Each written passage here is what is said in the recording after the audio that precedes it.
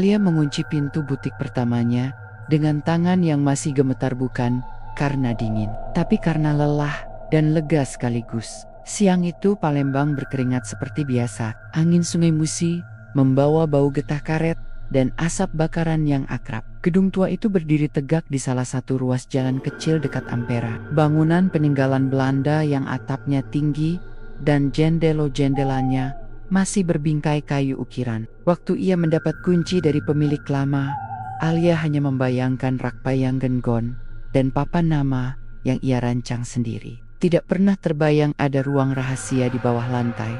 Malam merayap saat ia menuruni anak tangga sempit ke ruang bawah. Lampu kuning kecil di ponselnya memotong kegelapan, menyingkap debu dan selimut laba-laba. Bau yang keluar dari sana lama minyak, kain lap, dan sesuatu yang lebih tua lagi, seperti tumpukan kertas kuning.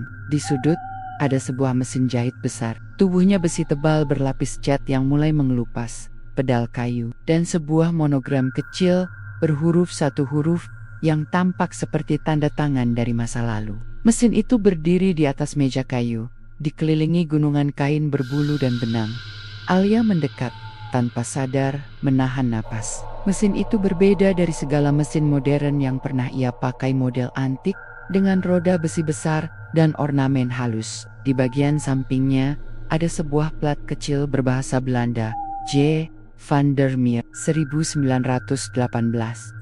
Tanggal yang membuat jantungnya ikut bergetar. Ia membayangkan penjahit Belanda berkemeja rapi, memutar roda itu dengan tangan berotot, bayangan yang terasa jauh dan rapuh sekaligus.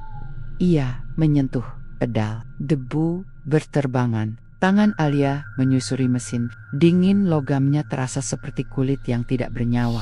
Di belakangnya, pintu ruang bawah menutup pelan karena angin membuatnya tersentak. Ia tersenyum kecut pada dirinya sendiri. Lelaki tua pemilik toko tadi sudah memperingatkannya soal pintu yang sering macet dan memutuskan segera mengangkat mesin ke atas untuk diperbaiki dan dipajang sebagai barang antik. Jika berhasil diperbaiki, mesin itu bisa menjadi daya tarik butik fintechnya.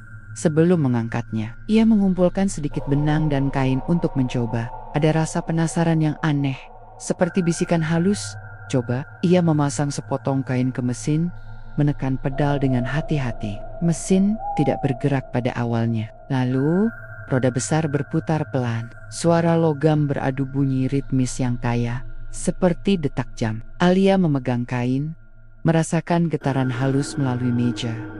Lalu ia melihat benang. Di kotak kecil di samping mesin, ada gulungan benang merah yang tidak ia kenal. Bukan merah cerah modern, melainkan merah pekat, seperti keringat yang mengering di bawah sinar matahari. Benang itu terasa lembab saat ia ambil. Jari-jarinya meninggalkan jejak tipis pada permukaannya. Entah kenapa, fatigue seketika menghilang. Ia memasang benang merah itu, menariknya lewat jarum, dan mulai menjahit. Menjahitnya mudah, jarum menembus kain dengan lancar. Setiap tusukan mengikuti alur yang sudah ada dalam pikirannya, seperti pola yang tertanam. Ketika jarum menari, Alia merasakan sesuatu di belakang pelipisnya, sekilas nada musik kuno, seperti lagu lama yang dinyanyikan dalam bahasa asing.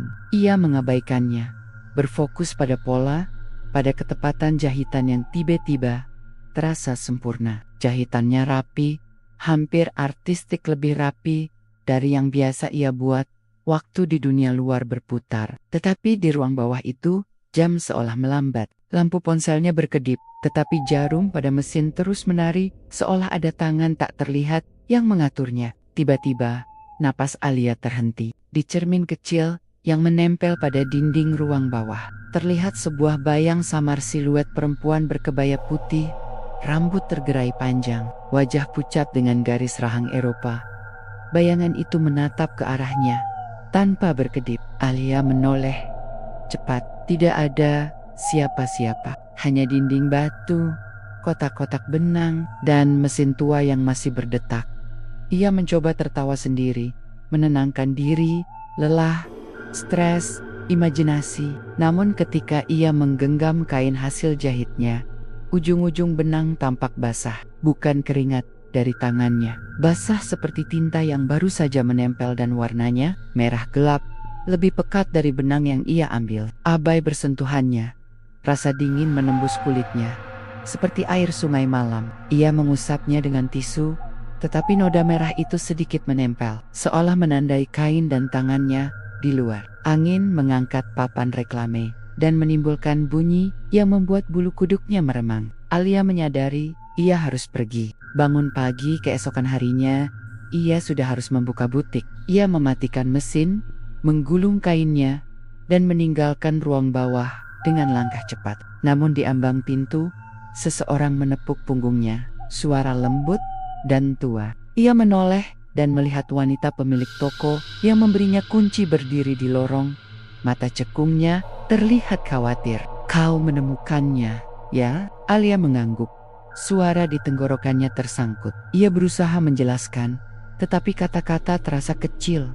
"Mesin, ada benang merah, aku hanya mencobanya." Wajah wanita itu memucat. Ia menunduk, lalu berbisik, "Hati-hati, bangunan ini punya cerita. Mereka bilang ada noni-nonia Belanda yang menjaga. Dulu penjahit Belanda tinggal di sini. Banyak yang percaya, kalau kau menenun nasib di mesin itu, ia akan menenun balik hidupmu juga." Alia menatap wanita itu lama. Di matanya tergambar sesuatu seperti penyesalan. Lalu ia tersenyum tipis. Ingin menenangkan, tetapi senyum itu retak samar. Ia berterima kasih dan berjanji akan menutup pintu ruang bawah. Dengan rapat, wanita itu mengangguk. Tetapi ketika Alia melihat ke arah meja mesin, bayangan samar di cermin seperti menempel di balik kaca, menatap kembali. Di malam pertama itu, ketika lampu butik padam dan kota Palembang menahan napasnya, Femar Minora hidup lagi. Mesin jahit tua di ruang bawah berputar sendiri selama beberapa detik. Cukup lama untuk meninggalkan bekas benang merah pada kain yang tertinggal. Di salah satu ujung benang, ada satu titik kecil yang mengilap seperti mata. Kemudian semua berhenti. Sunyi menelan. Alia pulang ke kontrakannya dengan tangan yang masih berbau minyak dan kepala penuh mimpi. Ia menceritakan ke temannya tentang keberuntungan menemukan mesin antik. Mereka bicara tentang nilai antik, tentang pemasaran vintage. Namun ketika ia membersihkan bajunya sebelum tidur, ia menemukan satu helaian benang merah di ujung bajunya panjang, basah, dan berbau logam. Ia membuangnya ke tempat sampah, tetapi dalam mimpinya malam itu, ada suara ritmis detak logam yang monoton, seperti roda yang terus berputar, dan ia merasa jarum menusuk kulitnya sedikit, lalu hilang di butik di bawah lantai kayu yang mengeluh. Mesin tua itu menunggu, dan di sudut ruangan, cermin kecil menampung bayang yang tak mau pergi. Pada jam yang tak lagi mengikuti jam kota, roda mesin berputar, dan sebuah benang merah melingkar, menunggu untuk dijahitkan ke nasib siapapun yang berani mengetuk pintu butik itu. Butik kecil Alia tak lagi hanya miliknya semata. Dalam beberapa hari setelah penemuan mesin jahit antik, kabar tentang butik vintage yang unik menyebar perlahan lewat mulut ke mulut. Pelanggan datang, bukan hanya karena desainnya mereka datang, karena ada sesuatu di butik itu yang terasa berbeda. Aroma kain lama, tatanan yang hangat, dan potongan gaun yang entah kenapa tampak seperti diciptakan untuk setiap orang yang memandangnya. Suatu sore, seorang wanita bernama Rini datang bersama ibunya. Rini bertunangan, matanya berbenar-benar saat melihat satu gaun berbahan brokat tipis yang Alia rancang khusus. Brokat itu dipadukan dengan potongan modern tapi elegan, tegas pada pinggang dan mengembang lembut di bawah. Saat Alia memakaikan gaun itu di tubuh Rini, keduanya sepakat, ini cocok. Harga dibayar. Rini memeluk Alia, berjanji akan memotretnya dan merekomendasikan butik itu kepada teman-teman. Sebelum Rini pergi, Alia menyelipkan satu catatan kecil di dalam kantong gaun.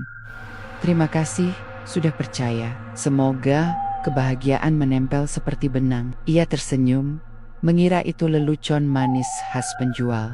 Ia lupa tentang gulungan benang merah yang masih ia simpan di salah satu laci ruang bawah. Ia lupa juga, untuk saat itu, tentang rasa dingin yang beberapa kali menusuk ketika ia menyentuh mesin malam harinya. Ketika kota Palembang menua dan lampu jalan memantulkan gemerlap tipis di permukaan musi, Rini duduk di kamar kosnya. Ia ingin merasakan gaun itu sekali lagi sebelum menyimpannya untuk acara besar. Di depan cermin, gaun itu tampak memukau.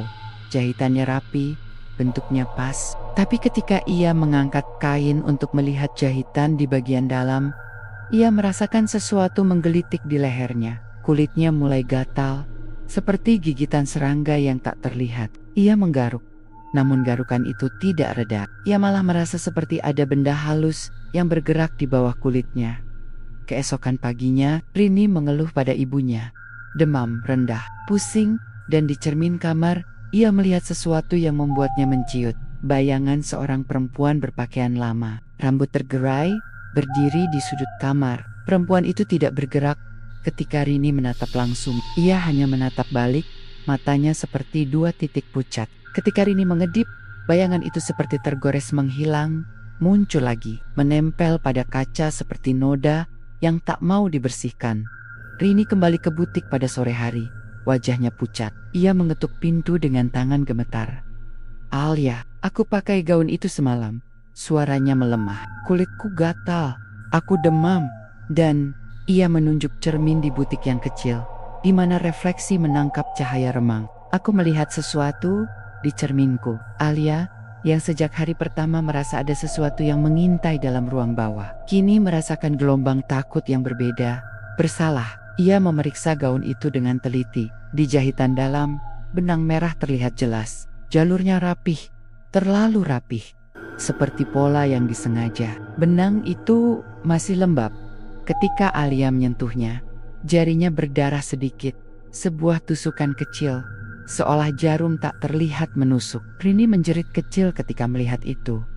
Ada bekas pula di lengan kirinya, 2 garis kecil seperti tusukan. "Aku tidak tahu," Alia hampir berbisik. Ia ingat gulungan benang merah di ruang bawah, ingat suara detak mesin yang kini makin sering mampir dalam mimpinya. Ia merasa panas di wajah, seolah api malu berkobar. "Maafkan kita akan potong bagian itu. Kita bersihkan." Namun membersihkan bukan hanya soal menggunting benang. Semakin Alia mencoba menghilangkan benang merah, semakin banyak bekas yang muncul di kain, titik-titik halus yang menghitam seperti noda yang sudah mengering. Rini mulai menangis, mengeluh bahwa bayangan perempuan Belanda itu kini muncul bukan hanya di cermin, tetapi juga ketika ia menutup mata. Di balik kelopak matanya, wajah pucat itu menyapa. Ibunya menarik Rini pulang dan berjanji akan mengubur gaun itu sampai hari acara. Rumor menyebar. Beberapa pelanggan lain kembali dengan cerita serupa. Rasa gatal yang tak biasa, demam, mimpi diulang-ulang tentang sebuah kamar jahit dengan suara roda besar. Melihat tangan pucat yang menjahit di balik tirai, atau sekadar merasa ada yang mengawasi dari cermin. Ada pula yang beruntung mereka yang tidak memperhatikan jahitan dalam, yang merasa bajunya membawa keberuntungan. Penjualan meningkat, pujian mengalir. Dalam hitungan minggu, butik Alia menjadi tempat yang disebut-sebut sebagai berkah dan sekaligus bermasalah. Malam-malam, Alia berubah. Ia mulai sering terbangun karena mimpi-mimpi tentang sebuah ruangan panjang, lampu minyak, meja jahit yang penuh kain, dan seorang laki-laki Belanda yang menatap keras sambil menutup buku catatan usang. Dalam mimpi itu, sebuah perempuan berpakaian putih menjahit dengan tenang, lalu menoleh padanya dan tersenyum tipis yang tak menyenangkan. Kadang-kadang, di tengah malam ketika udara lembab menyusup ke sela jendela, Alia mendapati dirinya duduk di meja jahit, mata terpojam, tangan bergerak mengenakan kain yang tak pernah ia rancang. Ia tidak ingat memulai, ia tidak ingat mengangkat jarum, tapi benang merah melintas melalui jarinya, menempel ke kulit, meninggalkan bintik-bintik kecil tanda-tanda yang kemudian ia temukan pada pagi hari. Luka sangat halus di punggung tangan, seperti bekas tusukan.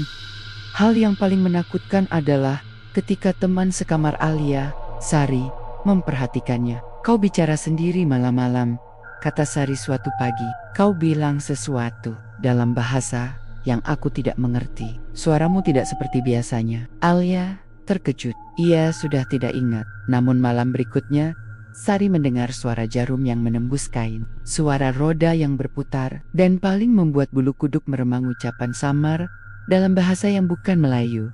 Suara vokal panjang, kata-kata yang terdengar seperti Belanda tua. Dowe.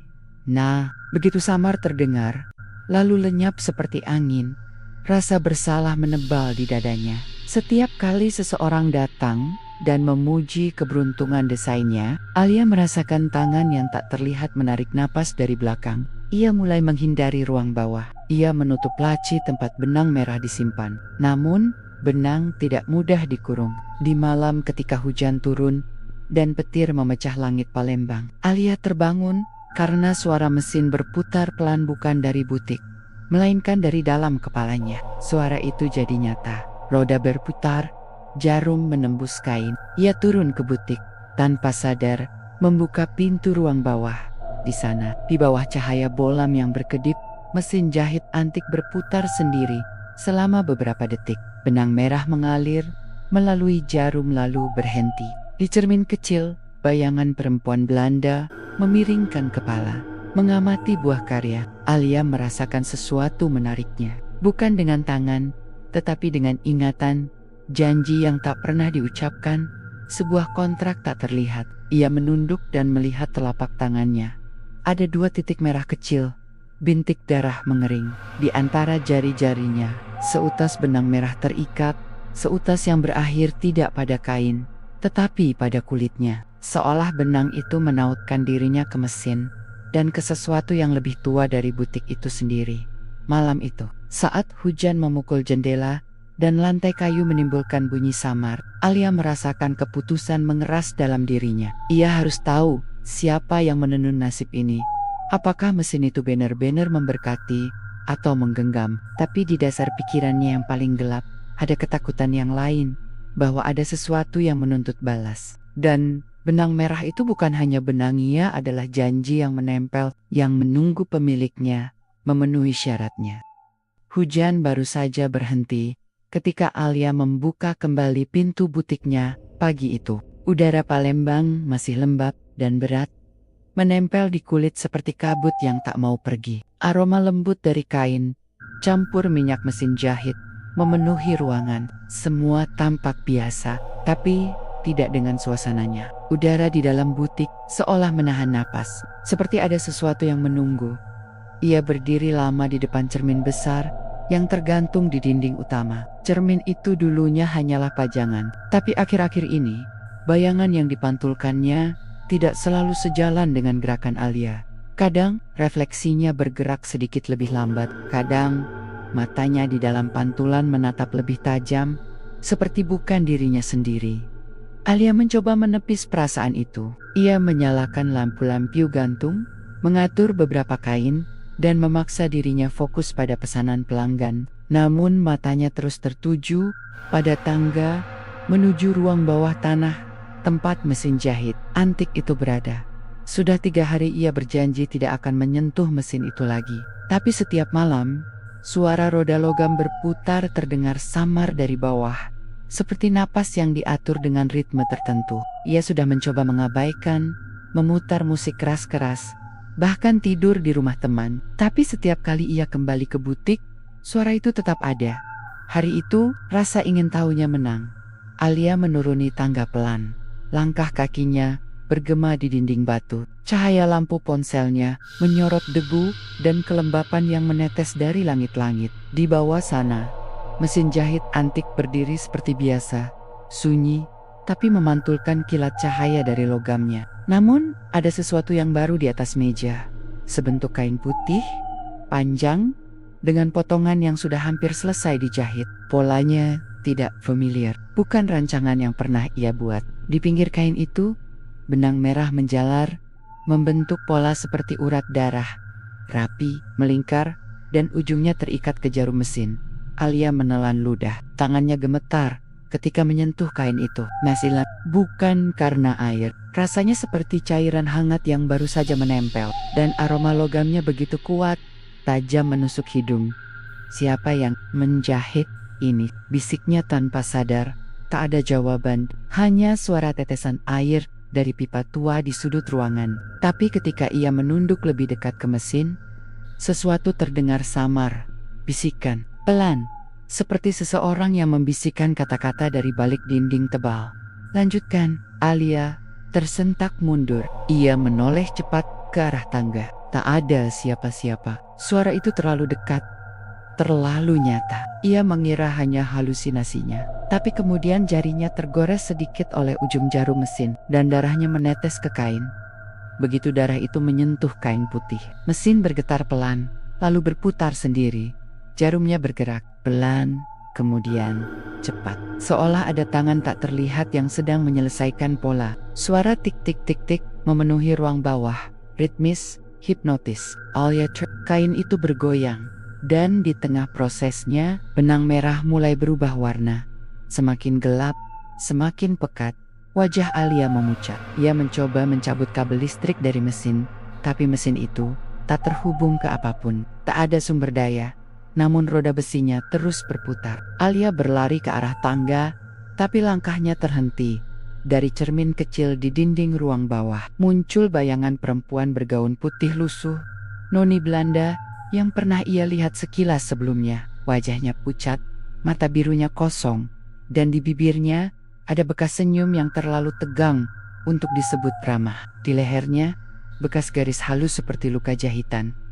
Perempuan itu menatap Alia, lalu bicara dalam bahasa yang asing. Tapi, entah kenapa, Alia mengerti setiap katanya, seolah maknanya langsung meresap ke dalam pikirannya. Kau sudah memulai, jangan berhenti sebelum selesai. Alia menutup telinganya, berteriak, tapi suara jarum mesin menelan segalanya. Dalam ketakutan, ia melempar kain itu ke lantai dan berlari ke atas. Tapi sebelum keluar dari ruang bawah, ia sempat melihat sesuatu di sudut matanya. Nama yang terjahit di ujung kain, dengan tulisan halus tapi jelas. Alia.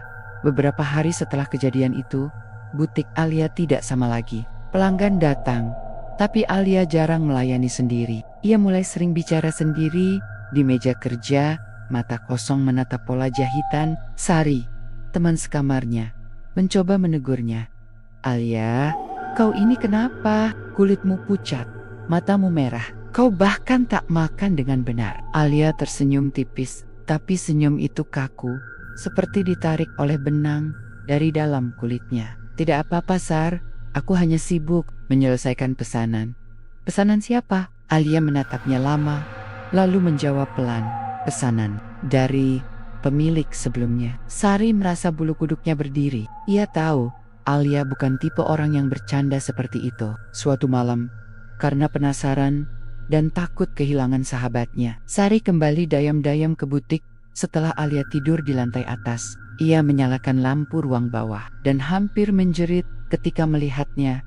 Kain-kain baru bergelantungan di sana. Semua berwarna putih dengan benang merah membentuk pola tubuh manusia. Di tengah ruangan, mesin jahit berputar pelan sendiri. Di kursinya, duduk Alia. Matanya tertutup, tapi tangannya bergerak mengikuti gerak mesin. Ia menjahit sambil bergumam dalam bahasa Belanda yang sama sekali tidak dimengerti Sari. Di belakang Alia, sosok perempuan bergaun putih itu berdiri. Tangannya menyentuh pundak Alia dengan lembut, seperti mengajarinya cara menjahit. Sari membeku, tidak bisa bergerak. Lalu, perlahan, perempuan itu menoleh padanya. Senyum tipis yang dulu samar kini jelas terlihat. Dan dalam bahasa yang kacau antara Belanda dan Melayu tua, ia berkata, "Satu lagi, masih satu yang harus diselesaikan." Sorry menjerit, lalu berlari keluar tanpa menoleh. Ia tidak pernah kembali lagi ke butik itu. Keesokan paginya, Alia terbangun di kursi jahitnya. Tangannya kaku, punggungnya sakit. Tapi di depannya tergantung satu gaun baru. Gaun yang sempurna, indah, dengan pola klasik Eropa. Ia tidak ingat kapan menjahitnya. Tapi di bagian dalam gaun itu, benang merah membentuk tulisan kecil yang membuat darahnya berhenti mengalir sesaat. Untukmu. Dari Hari. Ia tak tahu siapa Hari, tapi di dalam kepalanya muncul suara bisikan yang sama, seperti di ruang bawah. Suara perempuan Belanda itu. Lanjutkan, Alia, hanya sedikit lagi. Setelah itu, butik ini akan benar-benar milikmu. Namun di cermin besar butik, pantulan Alia tampak berbeda. Wajahnya lebih pucat, matanya lebih dalam, dan di lehernya samar terlihat guratan merah halus. seperti bekas jahitan lama yang baru mulai terbuka. Dan dari ruang bawah, suara mesin jahit kembali terdengar, lembut tapi tak berhenti. Tik tik tik tik tik tik, menyatu dengan napas Alia yang semakin berat.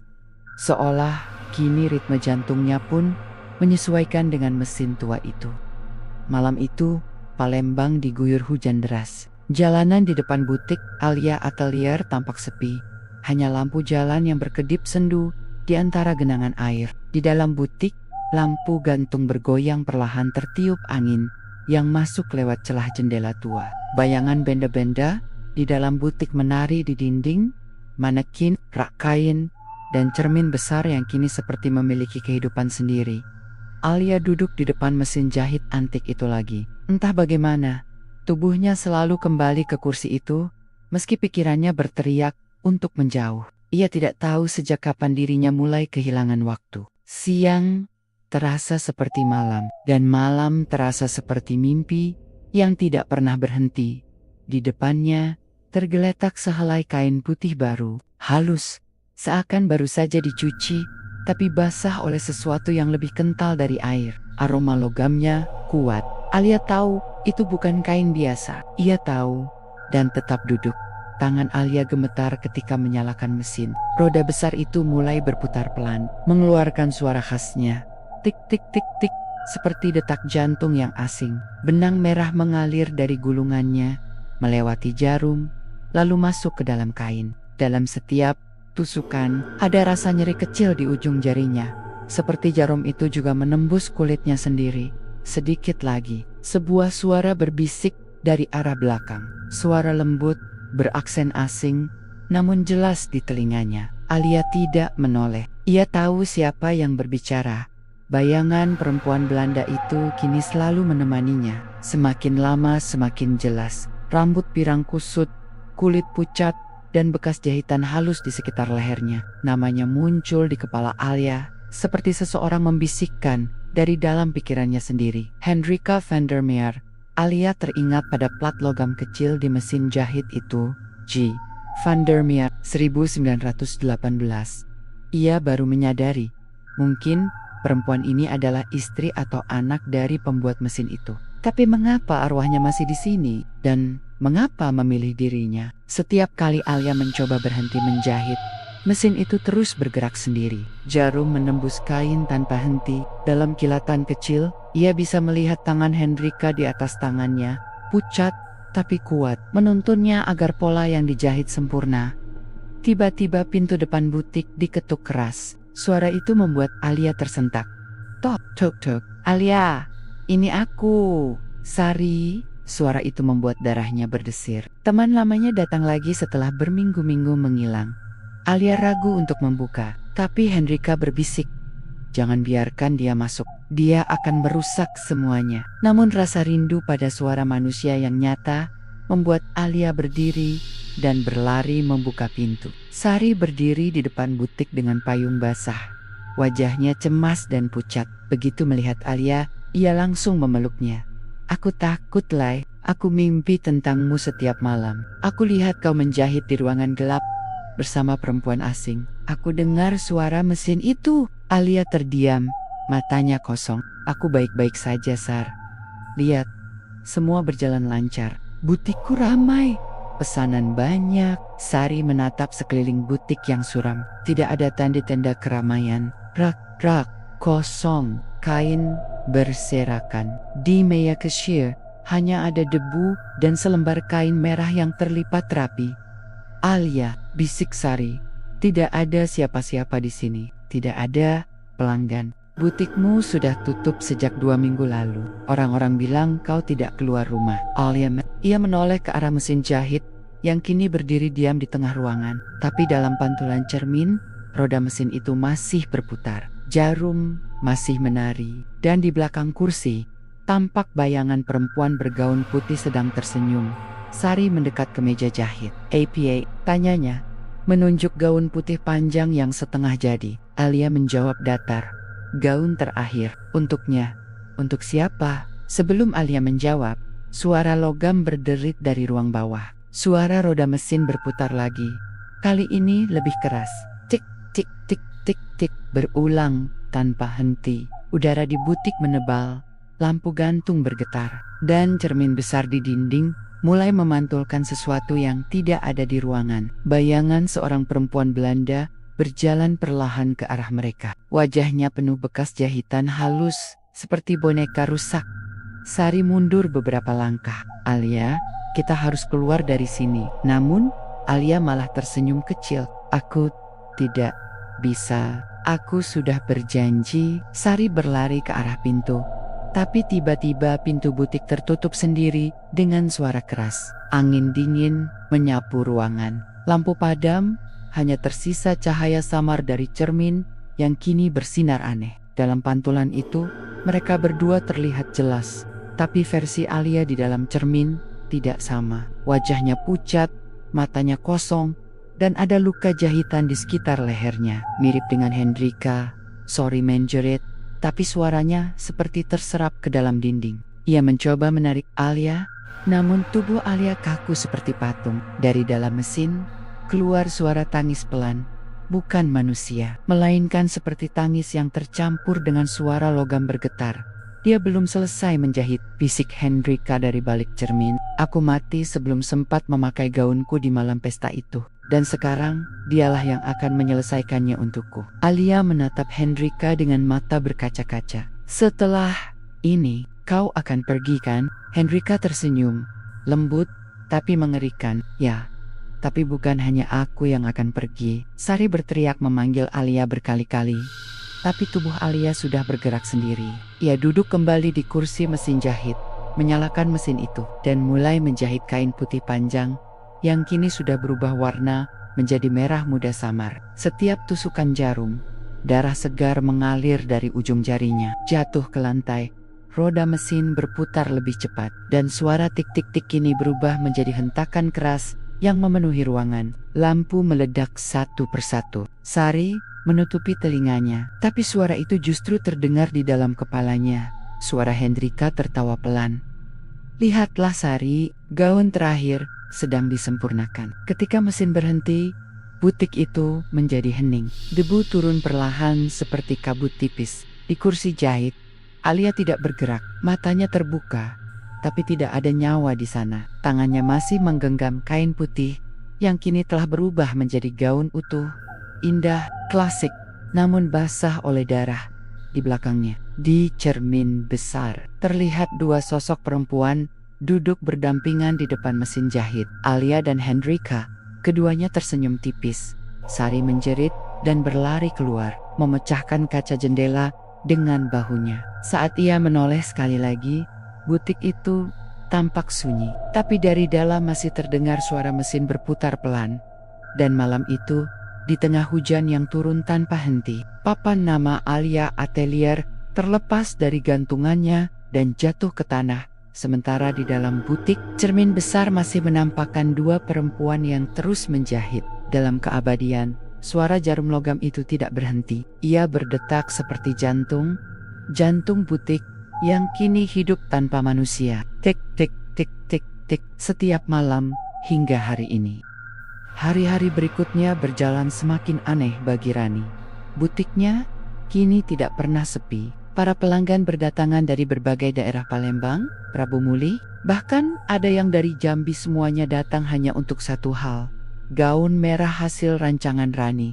Namun di balik senyum dan kesuksesan yang mulai menempel di wajahnya, Rani menyimpan ketakutan yang perlahan menggigit akal sehatnya. Ia tidak pernah benar-benar bisa tidur. Setiap malam, suara mesin jahit tua itu terdengar berputar sendiri, walau kabel listrik sudah ia cabut. Krik, krik, krik, suara jarum menembus kain terdengar pelan, namun terus-menerus, seperti seseorang tengah bekerja di ruang bawah tanah.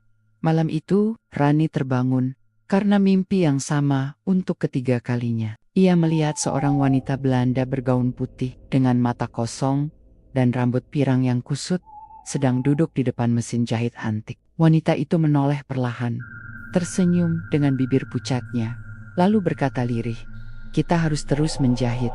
Darah belum cukup." Rani terbangun sambil menjerit kecil, keringat dingin membasahi tengkuknya. Ia mencoba meyakinkan diri bahwa itu cuma mimpi akibat lelah. Tapi entah kenapa, di ujung jari tangannya ada noda merah lengket, seperti darah yang baru mengering. Keesokan harinya, Nadia, salah satu pelanggan tetapnya, datang dengan wajah pucat. Ia memegang gaun merah rancangan Rani, tampak seperti menahan tangis. "Mbak, saya mau kembalikan baju ini. Tolong, ambil saja uangnya. Saya nggak mau pakai lagi." Rani, "Kenapa, Mbak Nadia? Ada yang salah dengan jahitannya?" Nadia menggigit bibir.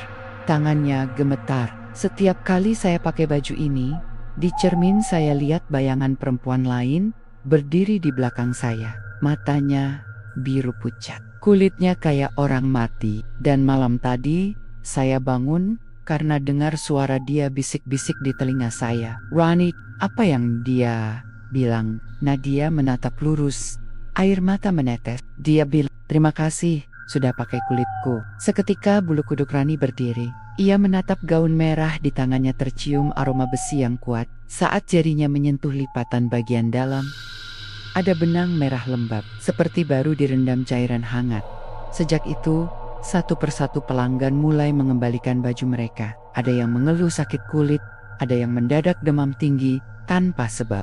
Bahkan seorang ibu muda mengaku anaknya menangis setiap melihat gaun itu tergantung di kamar, seolah-olah ada seseorang berdiri di baliknya. Rani semakin kacau. Ia mencoba berhenti menjahit, tapi setiap malam ia mendengar suara langkah kaki di ruang bawah tanah, disusul suara bisikan dalam bahasa yang tak ia pahami belakangan. Ia sadari itu bahasa Belanda. Work door, bloed is mooi. Bekerjalah terus, darah itu indah. Suatu malam, ketika suara itu terdengar lebih keras dari biasanya, Rani akhirnya memberanikan diri turun ke bawah. Ia membawa senter, menahan napas saat membuka pintu ruang bawah tanah.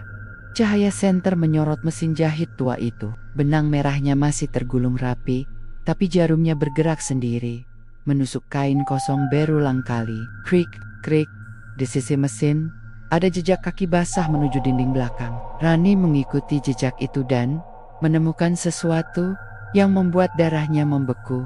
Di dinding bata lama, ada lukisan samar perempuan Belanda yang sama seperti dalam mimpinya. Tapi kali ini, lukisan itu meneteskan darah dari matanya. Rani terpaku, tak bisa bergerak, hingga suara halus terdengar di belakang telinganya. "Benang itu milikku, sekarang giliranmu." Seketika tubuh Rani kaku, matanya memanas, pandangannya kabur. Dalam pantulan kaca mesin jahit, ia melihat dirinya duduk di kursi itu, namun wajahnya bukan lagi dirinya sendiri. Rambutnya memucat pirang, kulitnya menjadi pucat pasi, dan di tangannya benang merah mengalir dari ujung jari seperti darah hidup. Suara mesin jahit terus berdetak, menembus keheningan malam. Krik, krik, dan sejak malam itu, Rani tak pernah bisa menjauh dari ruang bawah tanah. Ia menjahit tanpa henti, entah untuk siapa, entah dengan apa. Yang pasti, setiap helai kain yang keluar dari mesin itu kini berbau darah segar. Sudah hampir seminggu Rani tidak terlihat keluar dari butik. Pintu kaca yang dulu selalu terbuka kini tertutup rapat. Tirainya ditarik dari dalam. Warga sekitar mulai bergosip, ada yang bilang ia sakit. Ada juga yang berbisik bahwa butik itu kini dihuni makhluk halus. Namun suatu sore, Pak Surya, pemilik bangunan tua yang disewa Rani, datang untuk memeriksa. Ia merasa ada yang tidak beres. Listrik butik itu menyala sepanjang malam, tapi tak ada tanda kehidupan di siang hari. Begitu kunci pintu dibuka, aroma besi dan lembab langsung menyergap. Udara di dalam butik terasa berat, seperti ada sesuatu yang menekan dari dinding. Lampu gantung berayun pelan tanpa angin, dan di lantai marmernya terlihat cairan merah mengering, membentuk jejak ke arah tangga bawah tanah. "Rani," panggil Pak Surya dengan suara bergetar. "Kau di bawah, Nak?" Tak ada jawaban, hanya suara mesin jahit yang terdengar dari dalam tanah ritmis, perlahan, seperti napas makhluk yang sedang tidur tapi tetap bekerja. Krik, krik. Pak Surya menelan ludah dan menuruni tangga kayu yang berdebu. Setiap langkah menimbulkan bunyi berderit panjang.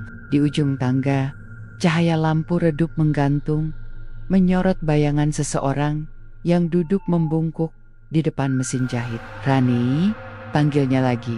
Kali ini pelan, Perempuan itu menoleh perlahan. Kulitnya pucat keabu-abuan, mata kosong menatap tanpa berkedip. Dari ujung jarinya menetes darah ke lantai, dan di pangkuannya tergeletak potongan kain merah yang masih basah. Tapi Pak Surya tahu itu bukan kain. Itu seperti potongan kulit manusia yang dijahit menjadi bentuk gaun. Suara berat keluar dari mulut Rani, bukan suaranya sendiri. Nada dan intonasinya seperti seseorang yang berbicara dalam bahasa asing, patah-patah, dingin. Kau datang terlalu cepat. Pak Surya mundur satu langkah. Apa yang kau lakukan, Rani? APA. Rani tersenyum, tapi senyum itu aneh. Bibirnya kaku seperti digerakkan dari luar. Dia belum selesai menjahit. Jangan ganggu kami. Saat Rani berdiri, Pak Surya melihat jelas sosok perempuan Belanda berdiri di belakangnya. Menempel seperti bayangan hidup. Wajahnya hancur sebagian. Kulitnya retak, namun matanya biru dingin dan menatap lurus ke arah Pak Surya. Chehurt Pechmi. Dia milikku. Lampu di ruang bawah tanah tiba-tiba padam. Yang tersisa hanya cahaya kecil dari mesin jahit yang berputar sendiri. Suara jarum menembus kulit, menimbulkan bunyi krik-krik-krik yang kini terdengar seperti erangan kesakitan. Pak Surya berlari naik, namun di tengah tangga, langkahnya terhenti. Ada lukisan tua. Di dinding lukisan seorang wanita Belanda dengan gaun putih dan rambut pirang, duduk di depan mesin jahit di sudut yang sama dengan posisi Rani tadi. Tapi kali ini mata dalam lukisan itu bergerak, mengikuti langkahnya. Kau pikir kau bisa kabur? Suara perempuan itu menggema pelan, langsung dari dalam lukisan. Pak Surya hampir kehilangan keseimbangan dan berlari keluar dari butik dengan napas tersengal. Dari luar, ia menatap kaca etalase sedan di dalam pantulan itu. Rani masih duduk menjahit, sementara bayangan wanita Belanda itu kini sepenuhnya menempel di tubuhnya, seolah keduanya telah menyatu. Malamnya, di rumahnya sendiri, Pak Surya tak bisa tidur. Rasa bersalah menggelayuti pikirannya. Ia ingat dulu, saat Rani menandatangani kontrak sewa, ia sempat memperingatkan tentang ruang bawah tanah itu. Dulu sebelum jadi butik, tempat itu rumah keluarga Belanda Van Houtman. Katanya waktu itu istrinya, Nyonya Agatha, dikenal pandai menjahit. Tapi setelah suaminya tewas dibunuh pribumi pada masa penjajahan, Agatha mengurung diri. Katanya ia menjahit pakaian dari kulit manusia yang ia ambil dari budak-budaknya. Konon, sebelum mati gantung diri di ruang bawah tanah, Agatha bersumpah akan terus menjahit hingga ia bisa membungkus arwahnya dengan kulit yang sempurna. Dan mesin jahit itu yang masih ada di sana sampai sekarang adalah benda terakhir yang ia sentuh sebelum mati. Keesokan paginya, Pak Surya nekat kembali ke butik dengan bantuan 2 warga setempat dan seorang ustadz. Mereka datang membawa air doa, lilin, dan Al-Quran. Begitu masuk, udara di dalam butik terasa beku, seperti berada di ruang tanpa oksigen. Dindingnya penuh coretan aneh dalam bahasa Belanda yang ditulis dengan darah. Salah satu warga yang ikut membantu membaca pelan tulisan itu. Blief Nayen, het bloed brengt, leven terug ... Teruslah menjahit, darah akan menghidupkan kembali. Mereka menuruni tangga bersama. Begitu sampai di bawah, mereka melihat ratusan gaun merah tergantung memenuhi ruangan. Setiap gaun itu memiliki bentuk tubuh di dalamnya, seperti manekin, tapi tidak ada kepala. Ustadz membaca doa karas-karas, dan tiba-tiba mesin jahit itu berhenti berputar sendiri. Namun seketika terdengar jeritan panjang dari arah belakang ruangan. Suara Rani. Ia muncul dengan wajah rusak, matanya berdarah, mulutnya bergetar mengeluarkan 2 suara bersamaan, suaranya sendiri dan suara perempuan Belanda itu. Kalian tak boleh menghentikan kami. Masih banyak kain yang harus dijahit. Saat Ustaz menyiramkan air doa, tubuh Rani menggeliat, kulitnya melepuh, dan dari dalam dadanya muncul bayangan putih besar yang berteriak dengan bahasa asing. Lalu semuanya padam. Saat lampu kembali menyala, Rani sudah tak ada. Yang tersisa hanyalah mesin jahit tua itu, masih meneteskan darah segar di bawah jarumnya. Setelah kejadian itu, butik tersebut disegel polisi. Namun warga sekitar bersumpah, setiap malam Jumat, Suara mesin jahit itu masih terdengar dari balik dinding bata. Krik, krik, krik. Dan jika seseorang nekat mendekat ke jendela, kadang terlihat bayangan perempuan bergaun putih, duduk menjahit sementara seorang wanita muda berdiri di belakangnya, menatap lurus keluar dengan mata kosong, seperti sedang mencari korban baru untuk dijahitkan kulitnya. Setelah kejadian malam itu, butik elegan di Jalan Tua Palembang itu resmi disegel polisi dan ditinggalkan begitu saja. Orang-orang hanya berani melewatinya di siang hari, itu pun sambil membaca doa dalam hati. Rumor tentang Rani dan arwah penjahit Belanda sudah menyebar kemana-mana. Ada yang bilang Rani mati terbakar, ada yang bilang tubuhnya hilang tanpa jejak. Tapi satu hal yang semua orang tahu, mesin jahit antik itu masih ada di dalam. Selama beberapa bulan, butik itu dibiarkan kosong, debu menempel, cat dinding mulai mengelupas, dan papan nama Rani Atelier yang dulu berkilau kini setengah patah, menggantung miring. Namun pada suatu pagi yang panas, seorang pria paruh baya datang dengan mobil bak terbuka. Ia mengenakan kemeja lusuh dan topi pet, namanya Bagas, seorang tukang rongsok dari daerah Pelaju. Bagas mendapat kabar bahwa pemilik bangunan ingin menjual barang-barang tua di dalam untuk dibersihkan. Tanpa pikir panjang, ia masuk ke butik bersama dua orang temannya. Udara di dalam lembab dan berbau karat. Namun di balik semua kegelapan itu, matanya langsung tertuju pada mesin jahit antik berwarna hitam dengan ukiran emas di sudut ruangan bawah tanah. Lihat, ini masih utuh. Kalau dipoles, bisa laku mahal, ujar Bagas dengan senyum lebar. Temannya menatap dengan ragu. Kayaknya barang ini nggak biasa, Gas. Lihat tuh, kayak ada bercak darah di bawahnya. Bagas tertawa kecil. Itu paling karat, barang kuno, pasti begitu. Tanpa mendengarkan, ia membungkus mesin itu dengan kain goni dan menaikkannya ke bak mobil. Saat mobil melaju meninggalkan butik, angin panas bertiup pelan di antara pohon-pohon palem yang tumbuh di depan bangunan itu.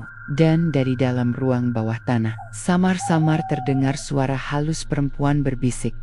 Kau tak bisa membawanya pergi. Dia akan tetap menjahit. Malam di rumah Bagas menyimpan mesin jahit itu di gudang belakang rumahnya. Istrinya, Mira, tidak suka sejak awal. Katanya barang itu dingin dan membuat udara di rumah berubah aneh. Tapi Bagas tidak peduli. Ia sudah menelepon kenalannya yang kolektor barang antik yang bersedia datang 2 hari lagi untuk melihat. Namun malam pertama, setelah mesin itu dibawa pulang, Mira mendengar suara aneh dari gudang. Krik, krik, krik. Suara logam menusuk keheningan malam, berulang seperti detak jam yang rusak. Ia membangunkan suaminya. Bang, dengar nggak? Tikus kali. Udah, tidur aja. Tapi suara itu tidak berhenti. Bahkan, lama-kelamaan terdengar seperti suara perempuan bernyanyi pelan dengan logat asing. Mira menutup telinganya, tapi suara itu justru masuk ke dalam kepala. Darahnya manis, kulitnya halus. Ketika Bagas akhirnya bangun karena mimpi buruk, jam sudah menunjukkan pukul 3 dini hari. Ia melihat Mira berdiri di depan pintu gudang, menatap lurus tanpa ekspresi. Mir, kamu ngapain di situ? Mira menoleh pelan, matanya kosong. Aku mau bantu dia menjahit, Bang. Bagas langsung panik. Ia menarik tangan istrinya, tapi tubuh Mira dingin seperti es. Dari sela jari tangannya, ada benang merah yang menjuntai ke lantai, basah seperti baru dicelupkan darah. Ketika Bagas menatap ke dalam gudang, mesin jahit itu bergerak sendiri. Rodanya berputar cepat meski tak ada listrik. Dan di kursi di depannya, duduk sosok perempuan bergaun putih lusuh dengan rambut pirang panjang yang menutupi wajah. Let me workin. Biarkan aku bekerja. Mesin jahit itu bergetar keras. Jarumnya menembus kain merah besar dan Bagas melihat dengan ngeri bahwa kain itu adalah kulit manusia. Ia menjerit, tapi tubuhnya tak bisa bergerak. Tangan Mira menekan bahunya kuat-kuat, matanya kosong seperti boneka. Kita harus bantu dia, Bang, supaya cepat selesai. Jarum terus menembus kulit itu, menimbulkan suara logam berdetak cepat. Krik, krik, krik. Dan setiap kali jarum menusuk, darah baru mengalir dari bawah meja, membasahi lantai gudang. yang tak pernah diketahui keesokan paginya. Tetangga melihat pintu rumah Bagas terbuka lebar, namun tak ada satupun penghuni di dalam. Di gudang belakang, mereka hanya menemukan mesin jahit antik yang masih berdiri di atas meja, dengan kain merah panjang tergeletak di sekitarnya. Saat polisi datang memeriksa, salah satu petugas tertegun melihat detail jahitan pada kain itu, karena setiap potongan memiliki tekstur seperti kulit manusia asli. Namun, yang paling mengerikan, di sudut kain itu tertulis dengan benang merah kalimat dalam bahasa Belanda, Het bloed blijft naaien, darah akan terus menjahit. Barang itu akhirnya dibawa ke kantor polisi, tapi malamnya mesin jahit itu menghilang. Tak ada yang tahu kemana perginya. Bertahun-tahun kemudian, di sudut kota yang lain, sebuah butik baru dibuka dengan konsep klasik bergaya kolonial. Di pojok ruangan, berdiri mesin jahit antik berwarna hitam dengan ukiran emas digunakan sebagai pajangan. Pemilik barunya, seorang desainer muda bernama Laras, sering mendapat pujian karena desain bajunya selalu terlihat hidup dan mempesona. Namun setiap kali malam tiba dan butik sudah ditutup, dari dalam ruangan itu terdengar suara pelan. Krik, krik, krik. Jarum bergerak sendiri, menembus kain yang tak pernah habis. Dan jika seseorang berani mengintip lewat kaca etalase di tengah malam, mereka akan melihat dua sosok perempuan duduk berdampingan di depan mesin itu. Satu berpakaian modern dengan wajah cantik, dan satu lagi berpakaian putih usang. Rambut pirangnya menutupi separuh wajah. Keduanya tersenyum samar, menjahit bersama selamanya.